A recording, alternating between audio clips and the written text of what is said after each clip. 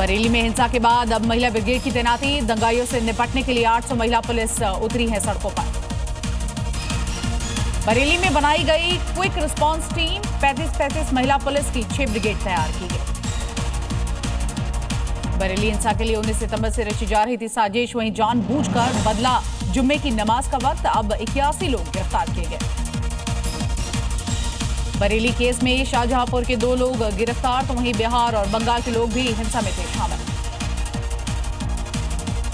बरेली हिंसा में पुलिस का ताबड़तोड़ एक्शन, 2 लोगों का एनकाउंटर किया गया, तो वहीं मुठभेड़ में इदरीस इकबाल घायल, दोनों के पास से यहां तमंचे बरामद किए गए।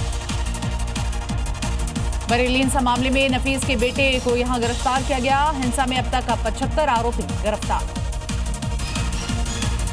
पहले ही रची गई थी बरेली में हिंसा की साजिश, आईएमसी ने जारी लेटर को फर्जी बताया, वहीं लोगों से जुटने की अपील करते नजर आए। तौकीर रजा के करीबियों पर एक्शन, मोहसिन रजा समेत 8 लोगों के घर बिजली चोरी पकड़ी गई, 8 लोगों के खिलाफ मामला दर्ज किया गया। बरेली हिंसा पर बाबा बागेश्वर का बड़ा बयान, बोले यूपी में एक मौलाना ने धमकी दी थी, योगी बाबा ने तोड़कर रख दिया।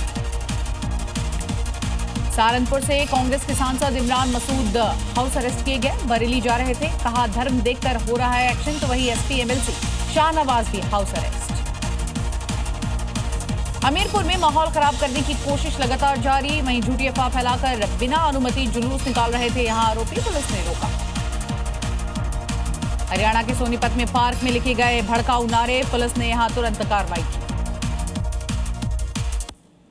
राष्ट्रीय स्वयंसेवक संघ का शताब्दी समारोह, प्रधानमंत्री मोदी यहां पर हुए शामिल, इसके के साथ साथ विशेष डाक टिकट और सिक्का भी जारी किया गया। पीएम मोदी ने शताब्दी समारोह को दिखा कि संबोधित करते नजर आए, संघ के संस्थापक एडगेवार को यहां नमन करते नजर आए, कहा आरएसएस की स्थापना सहयोग नहीं था। पीएम मोदी ने कहा आजादी के बाद संघ को कुचलने की हुई साजिश, इसके साथ साथ गोलवलकर को झूठे केस में फंसाया गया।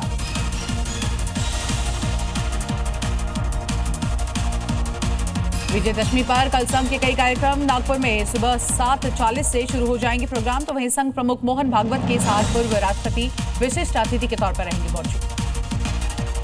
कन्या पूजन में शामिल हुए एमपी के सीएम मोहन यादव, महानवमी के खास मौके पर पूजन अर्चन किया।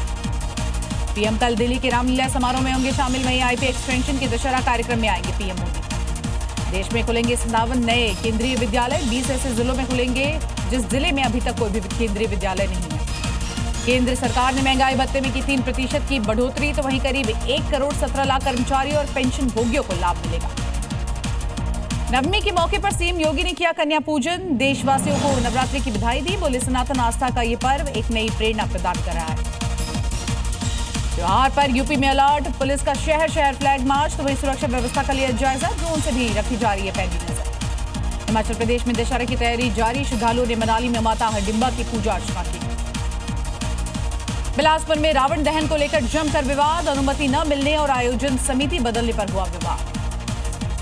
दशहरे पर रावण दहन से पहले उज्जैन में जमकर बवाल, पुजारियों ने रावण दहन के विरोध में फोड़ी मटकी, रावण जय के नारे लगाए। आई लव मोहम्मद से एआईएमआईएम अध्यक्ष ओवैसी का किनारा, ओवैसी ने पोस्टर लेने से किया इनकार, बोले मुझे इसमें मत उलझाओ।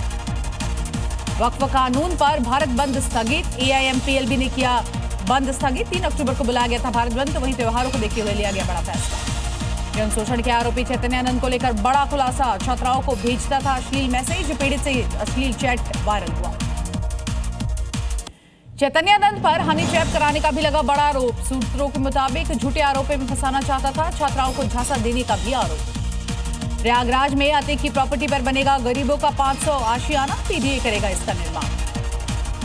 अतीक के बेटे को प्रयागराज से झांसी की जेल में शिफ्ट कर दिया गया है, इस दौरान अली अहमद ने सीएम योगी से मदद की गुहार लगाई।